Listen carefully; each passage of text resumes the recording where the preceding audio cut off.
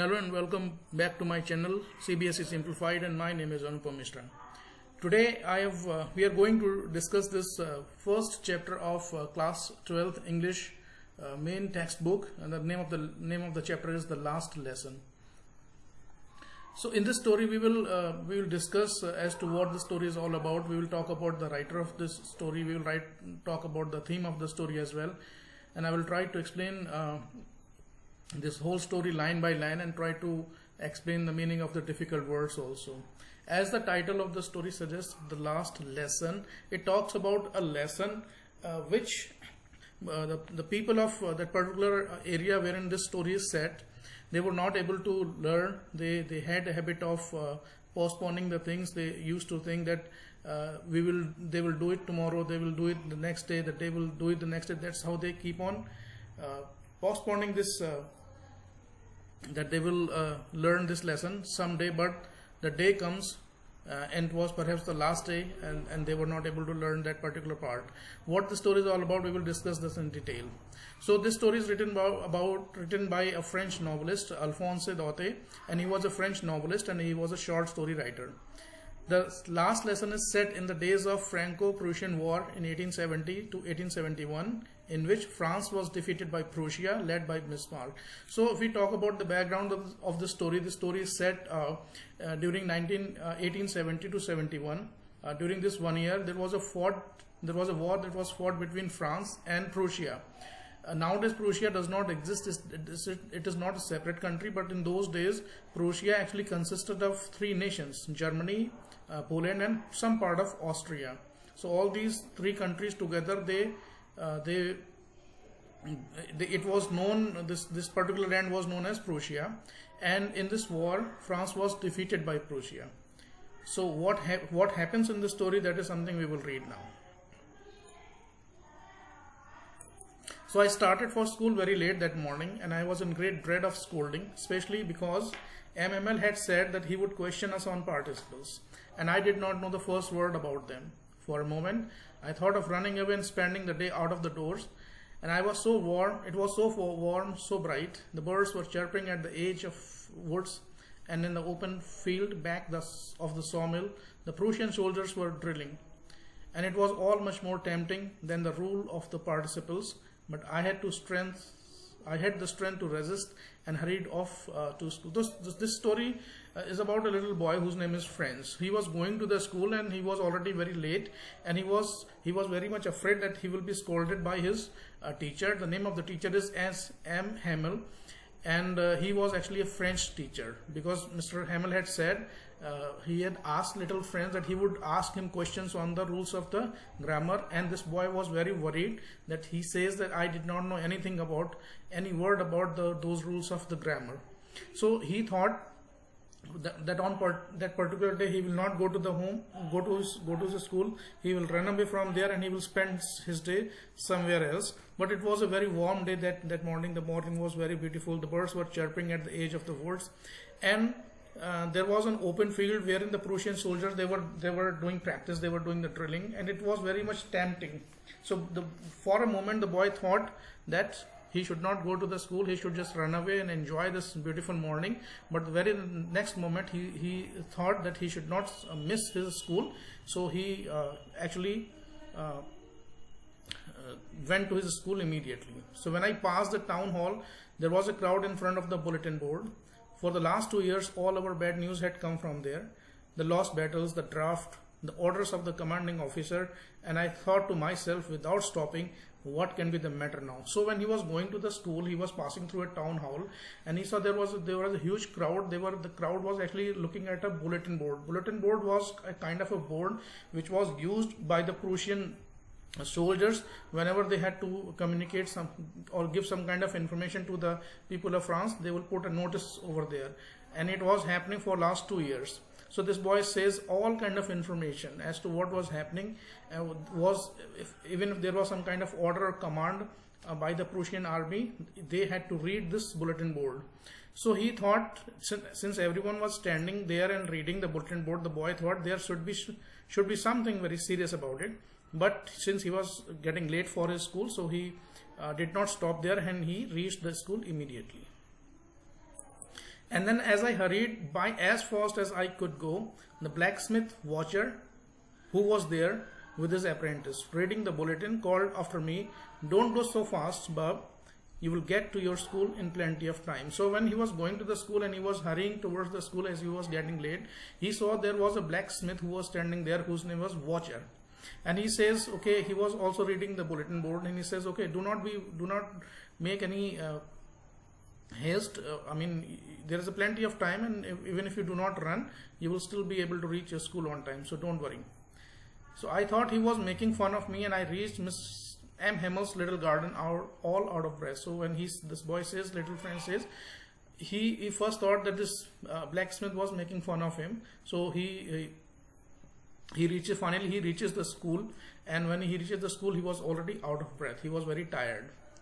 So usually when the school began, there was a great bustle, which could be heard out in the street, the opening and the closing of desks, lessons repeated in unison, very loud, with our hands over our ears to understand better, and the teacher's great ruler rapping on the table. So usually what happens on the usual day, whenever the school would open, there will be a lot of noise, because the students will come in, they will settle in their desks, they will go to their classrooms, and they will open their bags, and they will make a lot of noise, and the teacher would start teaching in the classes, and there was a lot of noise. It was very loud. So on that particular day, he noticed there was something very strange. When he reached his class, he noticed everything was very silent.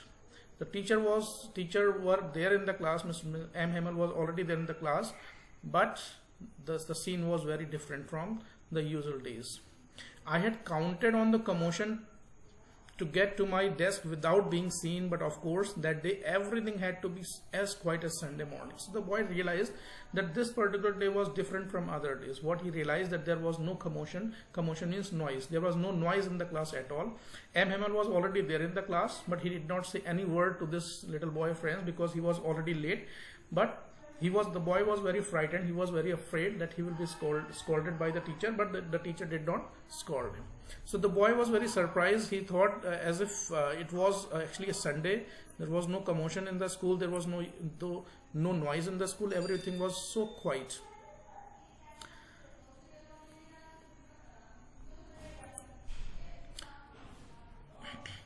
Through the window, I saw my classmates already in their places, and M. Hamel walking up and down with his terrible iron ruler under his arm. I had to open the door and go in before everybody. You can imagine how I blushed and how frightened it was. So since the boy was already late, so what he does when he reaches the school, he opens the door of the classroom and he just walks towards his desk, and he sits on his desk quietly, and he was very much surprised, and he says, you can imagine that I was very, very, very much frightened on that particular day, because he was already late and he thought he will be now beaten by the teacher. But nothing happened. Mr. M. Hamel saw me and said very kindly, "Go to your place quickly, little friends. We were beginning without you." So he was very surprised when his teacher did not say anything to him. He says, "Okay, you are already late, but don't worry, you go to your place, and we are just going to start today's lesson." So this boy says, I jumped over the bench and sat down at my desk. Not till then, when I had got a little over my fright, did I see that our teacher had on his beautiful green coat, his frilled shirt and little black silk cap, all embroidered, that he never wore except on inspection and prize days. So on that particular day, there was one more strange thing that he noticed. On that particular day, M. Hamel, who was actually his French teacher, he was wearing a very, very fanciful and very beautiful dress on that particular day. And he never used to wear this kind of fanciful or very beautiful dress except on certain occasions, like it was a prize distribution day or some kind of inspection day. But on that particular day, he was wearing his best of the clothes that he had. Besides, the whole school seemed so strange and solemn, but the thing that surprised me most was to see on the back benches that were always empty, the village people sitting quietly like ourselves. So on that particular day, there was one more thing that he noticed, and this thing was again very strange. So the strange thing was, when he looked in his class at the back benches, there were several people, and these people actually belonged to his village, and they were all actually the village people. They were sitting very quietly in his classroom, and these people included, there was an old houser with his three-cornered head and a former mayor, former postmaster, and several others besides. So not only is the general people of the village, but some important people of his village, they were also sitting in the classroom. It included a mayor, a former postmaster, and several other people were also sitting in the classroom.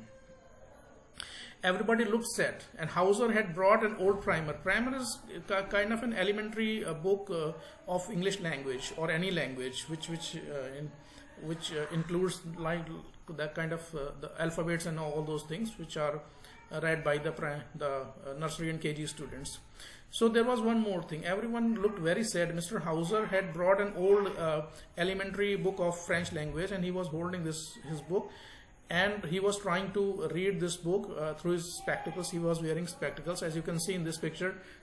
He was an old man, and you see there's he's wearing a cap, a hat, and he has spectacles, and he's trying to read a book which actually was an elementary book of French language. While I was wondering all about it all, Mr. M. Himmel mounted his chair and, in the same grave and gentle tone which he had used to me, said, "My children, this is the last lesson I shall give you. And the order has come from Berlin to teach only German in the schools of Alsace and Lorraine. The new master comes tomorrow, and this is the last French lesson. I want you to be very attentive." So once everyone was very silent, the classroom was very, very quiet. So M. Himmel, who was actually a French teacher, he stood up and he had a very, very grave, very serious expression on his face, and he had a very gentle tone. So he announced in the class, "Dear students, and this is the last lesson that I'm going to give you in French, because see what had happened in the background of the story. During the Prussian-France war in 1870, some part of France was actually captured by Prussia, and those part included two big regions of France. One was Lorraine and other was Alsace. So in these two regions, the order had come from Berlin. Berlin is actually a city in Germany, which was actually ruled by Adolf Hitler in 90s. So he says the order have come from Berlin that from now onwards, only German language will be taught in the school. French language will not be taught in the school. So today is the last day, and I am going to give you some important lessons in the French, and today it is going to be the last class for all of you. So I want everyone to be very attentive.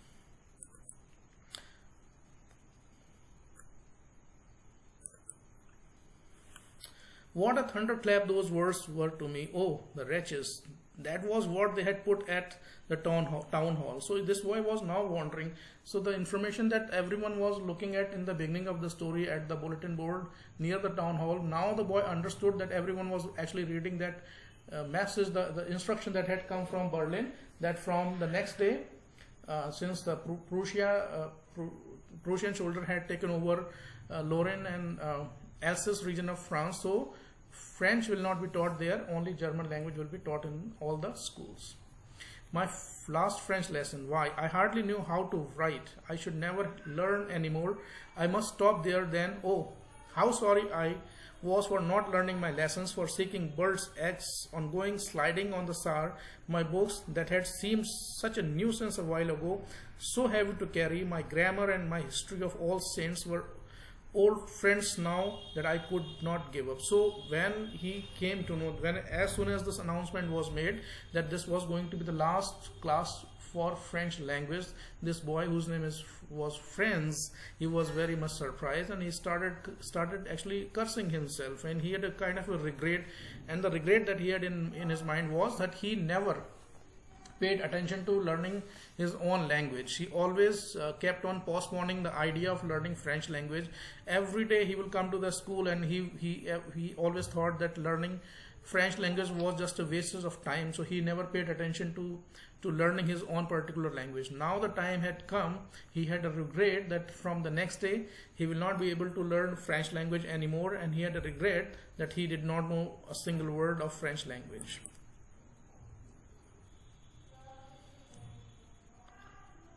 And M. Himmel too, the idea that he was going away, that I should never see him again, made he forget all about his ruler and how cranky he was. So as soon as he realized that this was his last, Mr. Hamel, who was the French teacher, this was his last day. So he had a kind of a regret that he would never be able to see Mr. M. Hamel from the next day, and he forgot everything, that he was a very strict man, he was a very disciplined man, and he was a very, very kind of a finicky man also in terms of discipline and study. Poor man, it was in the honor of the last lesson that he had put on his fine Sunday clothes, and now I understand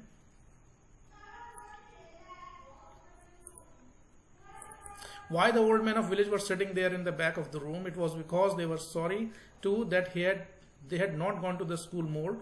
It was their way of thanking our master of his 40 years of faithful service and of showing their respect for the country that was theirs no more. So now he understands why the important people of the village, they were sitting in his classroom, because they had come to pay the respect to this teacher who has actually spent more than 40 years in that particular school. So when he came, you can imagine when he had come and when he must have joined the school in the beginning, he was very young and he had already spent around 40 years in the school.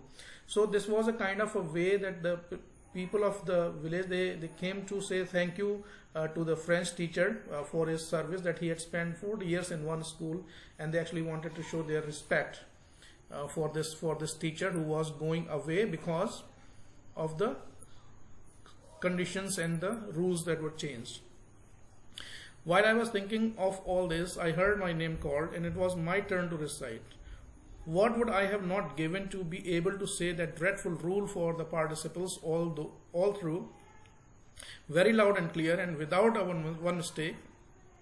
But I got mixed up on the first words and stood there holding on to my desk, my heart beating and not daring to look up. So when his name was called, the little boy came up and he started reciting the rules of the grammar, and he was very clear and very confident in the beginning because he had learned a few things. But later on he made a mistake and he forgot and he mixed up a couple of words, and he was very much frightened now, since he knew that every time he made a mistake he was beaten by the French teacher. But this time Mr. Hamel did not say any word to him. So I heard M. Hamel says to me, I won't scold you, little friends. You must feel bad enough. See how it is. Every day you have said to ourselves, bah, I have plenty of time. I will learn it tomorrow. And now you see where we have come out. So this time, on that particular day, on the last day, Mr. Hamel did not say any word to friends. And he said that I'm not going to scold you today.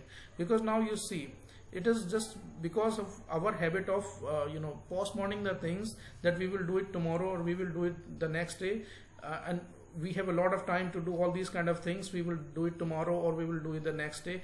Now you can see, just because of this habit, now the time has come that from tomorrow onwards there will be no teacher in the school who will teach French. Only German will be taught in the schools. So you can see, that's great trouble with Alsace. She puts off learning till tomorrow. Now those fellows out there will have the right to say to you, how is it you pretend to be Frenchman, yet you can neither speak nor write your own language? So this boy was very much ashamed. And why was he ashamed? He thought from the next day the Prussian soldiers, they will take over this entire region of Alsace and Lorraine, and they will ask questions to me, not only to me but to the villagers also, that just because of their habit of postponing things, that they were never willing to learn French language, which was their own mother tongue. Now the time had come that they will not be able to learn French language anymore, because the German will be taught in the classes from the next day. They were very ashamed. They were very much ashamed of themselves. So if a person is not able to speak his own mother tongue, it's really a matter of shame for everyone. We can understand this. Your parents were not anxious enough to have you learn. They preferred to put you to work on a farm or at mills so as to have a little more money. And I have been to blame also. Have I not often sent you to water my flowers instead of learning your lessons? And when I wanted to go fishing, did I not just give you a holiday? And he says, not only you are to blame, I take the blame on myself also. Because many times I must have asked you to instead of going to the classes and learning learning the French language, the rules of the grammar, or just revising the lessons, or doing the homework. Many times I must have called you outside the class and must have given you some kind of other work, like go and water my flowers, and I must have given you some holidays also. Whenever I thought of going out for fishing, I had given you holiday. So not only your parents are to be blamed, not only you yourself are to blame, but I take the responsibility on myself also. And then from one thing to another, Mr. M. Hamel went on to talk of the French language, saying that it was the most beautiful language in the world, and the clearest, the most logical, and we must guard it among us and never forget it, because when a people are enslaved, as long as they hold fast to their language, it is as if they had the key to their prison. So he says he says the French, French is the most beautiful language of the world. It has its own identity, it had its own uniqueness. It's the most clear language, and it is the most logical language. So we should never forget this thing. Even if we will not learn French from tomorrow onwards, we will be learning German language only. But you should know that learning and knowing one's own mother tongue is very important in his life, because it gives you kind of an identity and a sense of pride. If you know your own mother tongue, if you know your own local language, it's actually a matter of pride for anyone. So then he opened the grammar and read us our lesson. I was amazed to see how well I understood it, and all he said seemed so easy. I think too that I had never listened so carefully, and I had never explained anything with so much patience. Now see, on this last day, this little boy Franz was very much attentive in the class, because he had a regret in his mind that he never paid attention to learning the rules of the grammar of French, or learning the alphabets of French language, or learning anything about his language. He did not know how to read a sentence, he did not know how to write a sentence, he did not know how to speak French language. But on this particular day, he was very, very attentive, because he knew the fact that from next day onwards he was not going to get this opportunity. So he was so patient in the class. It seemed almost as if the poor man wanted to give us all he knew before going away, and to put it all into our heads at one stroke. See, the teacher was also doing his best. Just before he left, the next day he was supposed to leave the village also. He wanted to give all kind of knowledge. He wanted to share all kind of knowledge and expert knowledge and his ability and everything to these small students, and not only the student but to the villagers also. So he was doing his best, trying to give as much information as he could. And after the grammar, we had a lesson in writing. That day M. Hamel had new copies for us, written in a beautiful round hand, France, Alsace, France, Alsace. They looked like little flags floating everywhere in the schoolroom, hung from the rod at the top of our desk. We ought to have seen how everyone set to work and how quiet it was. So after the grammar lesson, the next thing was writing in French language. So on that particular day, Mr. Hamel had brought some new notebooks for the students, and they were all written in very beautiful handwriting, and the words that were written on these notebooks were France and Alsace. And these notebooks appeared like they were little flags. They were floating around in the whole classroom. You ought to have seen how everyone set to work and how quiet it was. The only sound was the scratching of the pens over the paper. Once some beetles flew in, but nobody paid any attention to them, not even the littlest ones, who worked right on tracing their fish hooks, as if that was French too. On the roof of the pigeons cooed very low, and I thought to myself, will they make them sing in German, even the pigeons? So everyone was very quiet, everyone was very, very, very devoted, everyone was very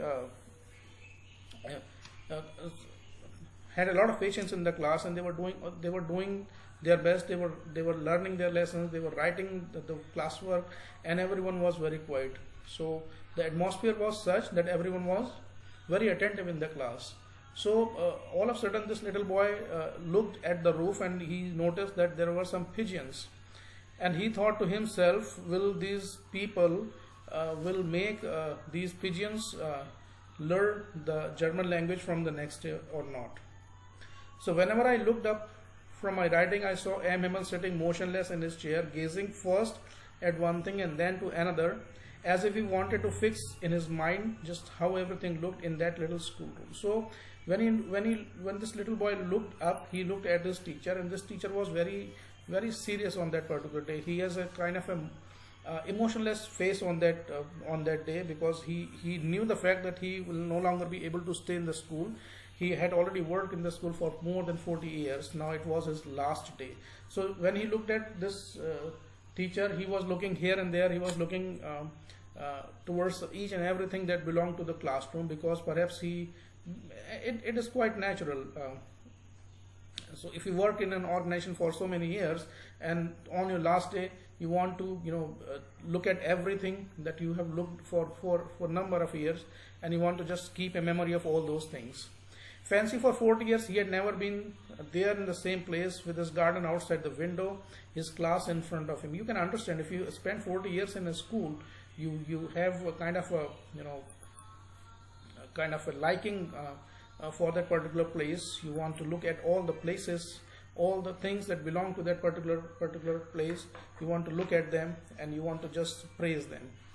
So only the desk and benches had been worn smooth. The walnut trees in the garden were taller, and the hop-vine that he had planted himself twined about the window to the roof. See, when he had joined the school 40 years back, he had planted some tree. Now that walnut tree, it had grown very tall in size, and he had also planted some hop-vine.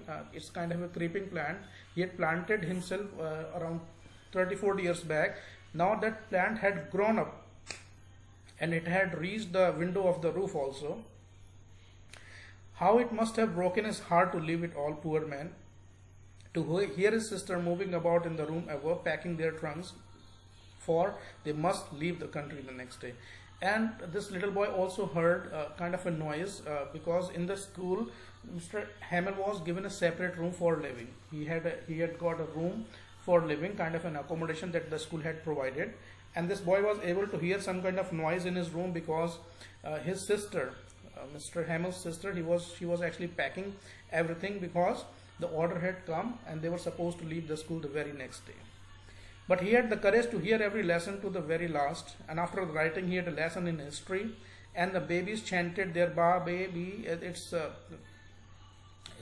These are the words in French language.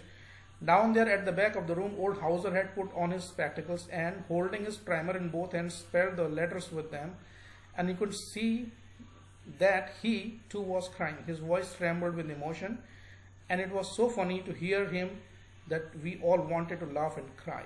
So after this writing session was over, next thing was there was a lesson in the history, and all the classes started chanting certain words in French. And not only the children, they were reciting their lessons, but the villagers who were sitting at the back benches, they were also reciting the same lessons, because they were trying their best to learn the French language, which they never understood, which they never cared to understand, which they never cared to learn. But on this particular last day, they were trying their best to learn their language, because they knew from the next day, not French but the German will be taught in their schools, and it was their last chance to learn French language. All at once the church clock struck 12, and then the Angelus. At the same moment, the trumpet of the Prussian returning from drill sounded under our window. M. Himmel stood up, very pale, in his chair. I never saw him look so tall. As soon as the church clock struck 12, it was an indication it was 12 o'clock, and the Angelus. Angelus is actually a prayer.